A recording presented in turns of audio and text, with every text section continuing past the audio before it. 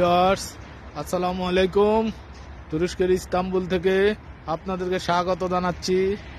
Istanbul শহরের কিছু অংশ আপনাদেরকে এখন দেখাবো, আশা করি আপনাদের ভালো লাগবে।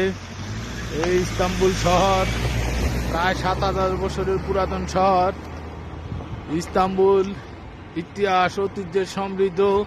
এখানকার আছে সেই বিখ্যাত আয়া সোফিয়া, গ্র্যান্ড বাজার, ব্লু মস্ক, গ্রিন মস্ক সহ অসাধারণ দর্শনীয় স্থান।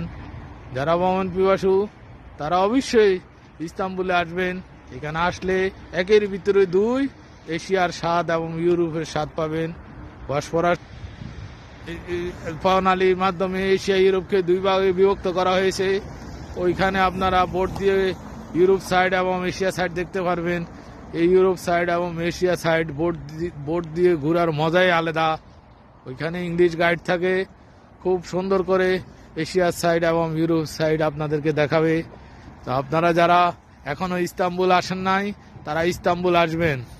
আমার বহুদিনের স্বপ্ন ছিল আমি একদিন লন্ডন হয়ে ইস্তাম্বুল আসবো। আল্লাহর মেহরবানিতে লন্ডনের সেই টাওয়ার ব্রিজ, বাকিংহাম প্লেস ইত্যাদি দর্শনীয় স্থান দেখে এখন ইস্তাম্বুলে আসলাম।